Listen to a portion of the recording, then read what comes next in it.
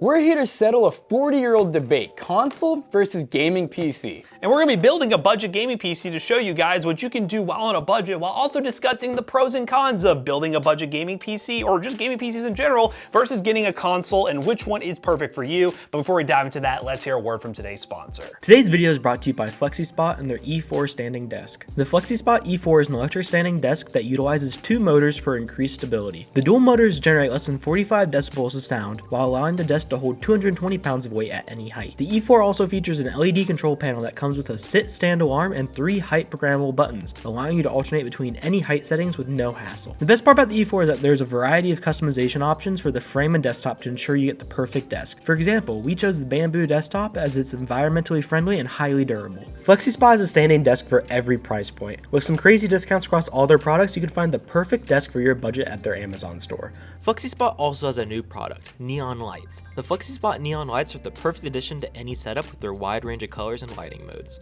Installing the neon lights is also a piece of cake due to their flexible design that makes them perfect for use in any setting. Check out the link in the description for more information, and big thanks again to FlexiSpot for sponsoring today's video. So this video is going to be loaded up with some fun facts. We're actually going to give you guys some raw numbers because a lot of people just wonder, is console actually better than gaming PC and vice versa? Well, we're going to talk about these parts. We're going to build this gaming PC. We're actually going to show how well it games for just $317 after tax and shipping, and then we're going to compare it to all those new consoles out there. So yeah, let's not waste any more time and talk about each individual part and how it makes up this PC build. All right, so for $317, that's a tight budget for computers, or so people think it is.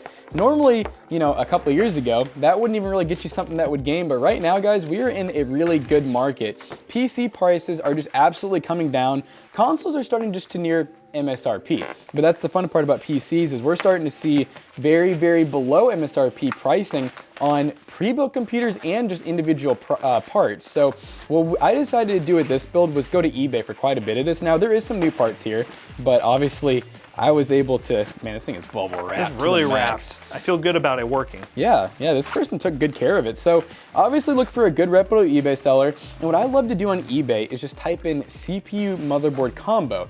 And this one even has Wi-Fi. Whoa. That's freaking awesome. So basically, oh, there goes the Wi-Fi. It doesn't have it now.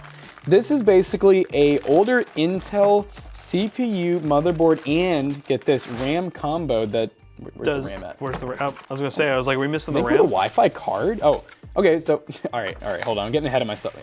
Okay, so yeah, I was able to spend $129.99 on this combo, dude. So for the CPU, we should have a 7th gen i5, which is the i5 7500. It's just a 4-core, 4-thread, but you do get some newer features with this being a newer iCPU, such as DDR4 support. So yep, we have the i5 7500 4-core, 4-thread. It's not a bad CPU at all, and it does support newer motherboards. It's actually an H270 Pro from ASRock, and so it's a nicer board. That means if you were to get like a K processor, this board very likely supports overclocking. In rare fashion, we actually got an IO shield to go on the back here for our motherboard, which a lot of eBay sellers don't include. We also got 8 gigs of Gill Evo Potenza RAM, which I've never actually even seen before, but it's 4 gig sticks, so 8 gigs total, 2400 megahertz RAM, so it's entry-level DDR4. We're not gonna be doing any XMP or anything like that anyways, even if we could, so definitely not a bad deal for 129 bucks, and this was also included too in that, which I'll get to in a second. This is a 120 gig, it's an Inland Professional, so it's actually from Micro Center. It's okay speeds, I mean, it's just a SATA SSD, and it is 120 gigs, it's pretty small, guys. For us, it's gonna be fine because we're only gonna install like Fortnite and some built-in benchmarks probably, and maybe one other game that we can test run, but you know, that's fine for us. But guys, storage is so cheap. You could literally get a 1 terabyte 2.5 inch for around $30 right now, so buy yourself another SSD. And then they included this, it's a Wi-Fi card. I don't know if it has Wi-Fi and Bluetooth, but it's still sick regardless. You basically just plug it in one of these bottom slots, run this to here, and then run it to a USB port, and then we have Wi-Fi. So it's a nice looking combo, guys, for 129 bucks. Hopefully it works. We have a graphics card. Obviously with a PC around $300, which is pretty competitive with like an Xbox Series S, we're trying to get a somewhat modern graphics card, which the 1660 Super is one of our favorite options right now. This is a single fan card that, again, eBay special. We are gonna need to clean this thing up a little bit. It's pretty dusty, but 6 gigs of VRAM, NVENC encoder for live streaming. You can't really do that very well with your console. Yes, you have built-in live streaming options, but you can use OBS and programs that make really awesome live streams with budget PCs, and this card will allow you to get into streaming, no problem whatsoever, and you'll see during the benchmarks, it performs very well. Now with a really cheap budget, you gotta do what you gotta do to get the power supply and case in there, and this right here is a combo that was around like $77 for the power supply and the case. This is a case we actually used very recently. This is the B-Gears Vigor case. It's a very interesting full-size case, which is gonna actually work nicely because we used it for a really cheap Amazon PC before, but you know what? It's gonna actually fit nicely with the full-size board compared to the last time we used it. Yeah, pretty cheap case, but it'll get the job done with some RGB. And then for our power supply, Thermaltake Smart Series. This power supply has been around forever, guys. 500 watts, more than enough to power this build, and some upgrades in the future if you want to. And altogether, again, this is a very budget build, but the main focus of this video is to educate you guys on the differences between PC and console and why you should choose one or the other, and some of the key data behind why most people choose PC over console or vice versa, and let you all decide at home which one would you go with for your gaming experience. Let's build this PC together and talk about that. All right, guys, so let's have a little bit of a discussion on why you should choose PC over console or console over PC.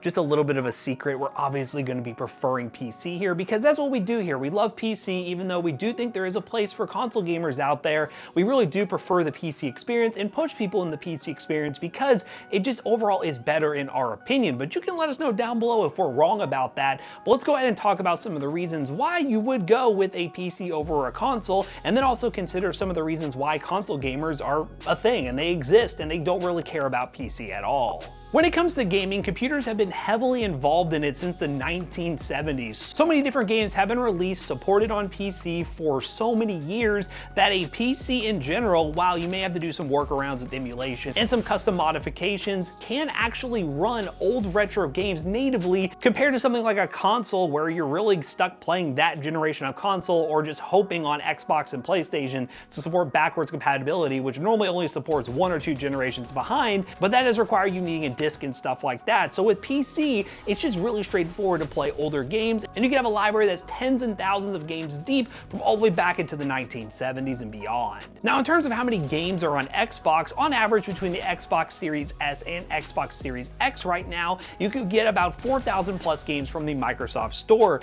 When it comes to Sony and their PS4 and PS5, you could pick up to 6,000 plus games from the PlayStation Store. Again, all these numbers will vary, and depending on when you're watching this video, you may or may not be able to get more games on console versus PC or PC versus console. These are the numbers currently that we have found from our research. And the beauty of Xbox and PlayStation and why console gamers just prefer it is the simplicity. No need to go download the Epic Game Launcher, the Steam Launcher, the Battle.net Launcher, or the EA Launcher to install certain games that are only available on certain launchers. You install all your games from the said stores on Microsoft or Sony's platform of choice, whether it's PS4, PS5, Xbox Series S, or Xbox Series X. You just install them and they just work 99% of the time. Yes, there's some times where it doesn't work out, but for the most part, it just works. You don't have to worry about figuring out what specs the system has. If it installs on your console, it's most likely going to run at a playable experience for you to enjoy. And when it comes to PC, you'll get access to a bunch of different games that are almost free or just incredibly cheap during things like summer sales, Humble Bundles, and a bunch of different ways that you can gain access to awesome games that you may still have to pay full price for on console. You can pick them up for next to nothing. Now, consoles are doing a better job at releasing limited time edition free games that you can cash in on, but that's just a newer thing. PCs have been doing this for a long time and allow you to get a really massive library of games that can be carried over from system to system. Once you have a Steam account, you can play those same games, again, as I mentioned at the beginning, on a new PC you build. So forever and ever, as long as Steam and all these other launchers are around, you can carry those games over, and as long as your PC hardware and Windows operating system supports it, you can still launch those games and play them. Obviously, console has a place in the market. There's a lot of people who don't want to scour eBay to build a $300 budget PC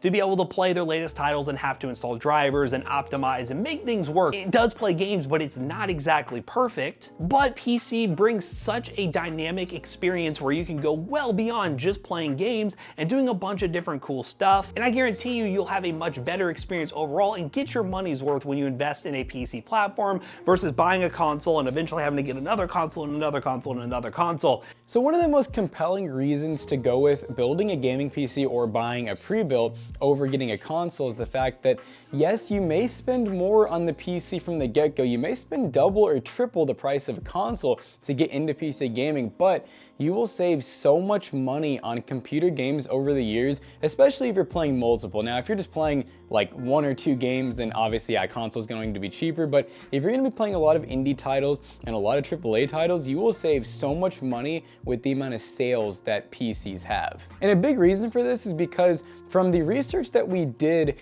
game developers don't need to get any special licensing like they do on consoles. For a game developer to release a game on the PC, really the PC doesn't have any sort of leeway over the game manufacturers, but obviously Xbox and PlayStation, when you have Sony and Microsoft, they're going to need a lot of special licensing with those developers, and so that causes a lot more money to go into each game, and that's why you'll notice many new console games are $70 oftentimes. But then you'll see PC games that are the same exact game, same release time for 40 to 60, and sometimes they go on sale way sooner than the console games will ever go on sale, if they ever really do. And we'll get to this in a minute, but there is like over 10 times the amount of games currently on PC than there is on both consoles combined. And because of that, game developers have to be a lot more competitive with each other. You gotta remember that there's like Epic Games, Steam, Good Old Games, Origin, EA, blah, blah, blah. Some of those are the same, but long story short, the game manufacturers have to be very competitive on PC, while on console, there's just one console, so they don't really need to compete with anyone. Now, one thing that is pretty cool about consoles, they often have things like Xbox Game Pass and PlayStation Plus. So with those, they're basically monthly subscriptions where you're able to get games for free or very cheap. So that part's kind of cool, but they are very specific games that it's really up to the manufacturer to release them for people to be able to play for free, and sometimes they're limited time. That's another sucky part. So it's almost like renting a game from GameStop in a way. If it was free, you do have to give it back eventually, at least for the most part. But obviously, kind of going with the whole Game Pass thing, it is a subscription that you're paying monthly for, and on top of that, just to play online, many of the games, if you want to play them, you do have to actually have a subscription for that on console, just like the old 360 or the original Xbox back in the day. You got to pay for those online services. So at the time we're filming this video, there is close to 70,000 games on Steam's market alone. Steam is one of the #1 game launchers on PC, and you have to remember, there is probably about 10 more launchers out there, and then a lot of games have their own launchers, such as, you know, Valorant with the Riot client, and you have games like World of Warcraft and Roblox where they basically have like their own clients to launch them. So that's not even counting all the games. If I had to guess, there's probably close to 100,000 games that you can play right now on the PC if you wanted to. And like I said, many of those games are going to be free or a lot cheaper than console. All right, guys, so we just got done benchmarking this PC, and hopefully we got the point across in this video that, you know, this is just our opinions, and there's a reason why consoles do have such a great share of the market, but we just generally think that PCs have a lot of really awesome advantages, even with the minor drawbacks. If you want to build a gaming PC like this one, check the links in the description down below. They will be affiliate links that will help us out. Let us know in the comments down below, what do you think of our explanation of PC versus console? Why would you choose a console over a PC, or vice versa? We'd love to hear from you guys in the comment section down below. And as always, we hope you guys enjoyed today's video. If you did, check out our other 2 YouTube channels and also our twitch.tv/ToastyBros, and don't forget to like, comment, and subscribe. And we'll see you guys in the next one. Goodbye.